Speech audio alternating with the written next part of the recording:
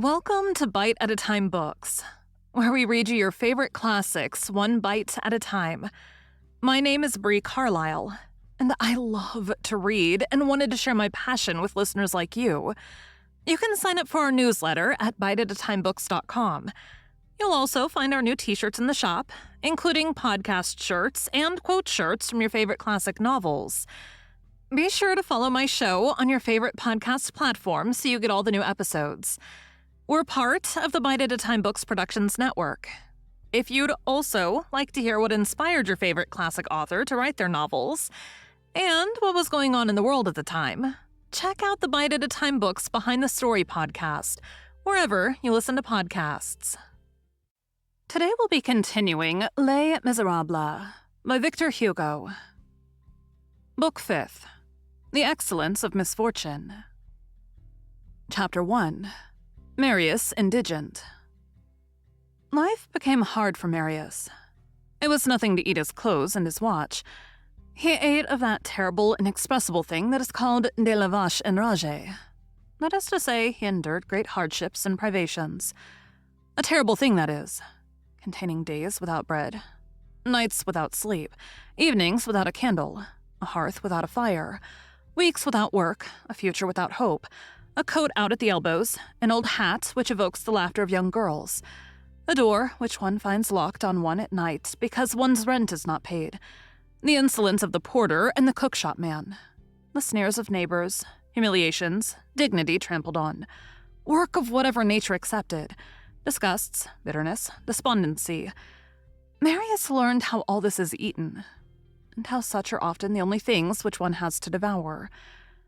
At that moment of his existence, when a man needs his pride, because he needs love, he felt that he was jeered at because he was badly dressed, and ridiculous because he was poor.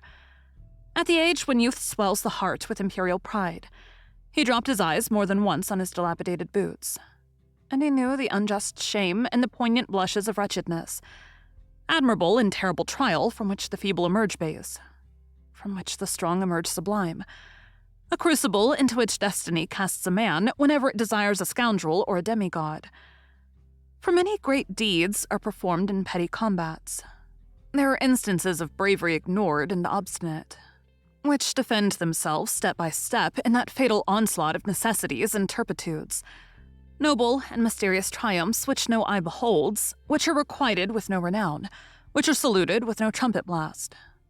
Life, misfortune, isolation, abandonment, poverty are the fields of battle which have their heroes, obscure heroes, who are sometimes grander than the heroes who win renown.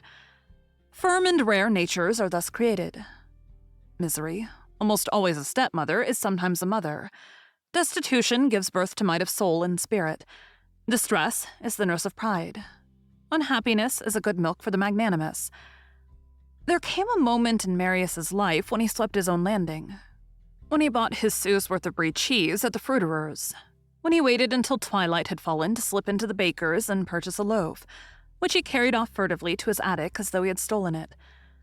Sometimes there could be seen gliding into the butcher's shop on the corner, in the midst of the bantering cooks who elbowed him, an awkward young man carrying big books under his arm, who had a timid yet angry air, who on entering removed his hat from a brow, whereupon stood drops of perspiration, made a profound bow to the butcher's astonished wife, asked for a mutton cutlet, paid 6 or 7 sous for it, wrapped it up in paper, put it under his arm between 2 books, and went away.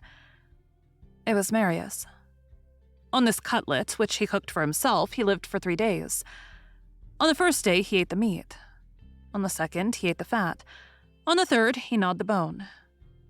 Aunt Gillenormand made repeated attempts and sent him the 60 pistoles several times.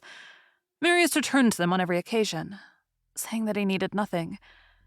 He was still in mourning for his father when the revolution which we have just described was effected within him.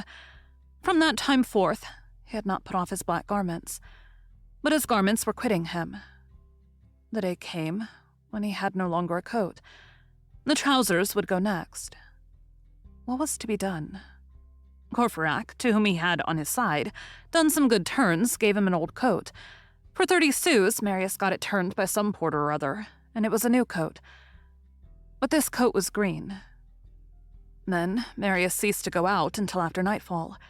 This made his coat black. As he wished always to appear in mourning, he clothed himself with the night. In spite of all this, he got admitted to practice as a lawyer. He was supposed to live in Courfeyrac's room, which was decent and where a certain number of law books, backed up and completed by several dilapidated volumes of romance, passed as a library required by the regulations. He had his letters addressed to Courfeyrac's quarters. When Marius became a lawyer, he informed his grandfather of the fact in a letter which was cold, but full of submission and respect. Monsieur Gillenormand trembled as he took the letter, read it, tore it in 4 pieces, and threw it into the wastebasket. 2 or 3 days later, Mademoiselle Gillenormand heard her father, who was alone in his room, talking aloud to himself. He always did this whenever he was greatly agitated. She listened, and the old man was saying, "If you were not a fool, you would know that one cannot be a baron and a lawyer at the same time." Thank you for joining Bite at a Time Books today, while we read a bite of one of your favorite classics. Again, my name is Bree Carlile, and I hope you come back tomorrow for the next bite of Les Miserables. Don't forget, you can sign up for our newsletter at biteatatimebooks.com. And while you're there, check out our t-shirt shop. You can look in the show notes or on our website, biteatatimebooks.com, for the rest of the links for our show. We'd love to hear from you on social media. You can find us everywhere at Bite at a Time Books.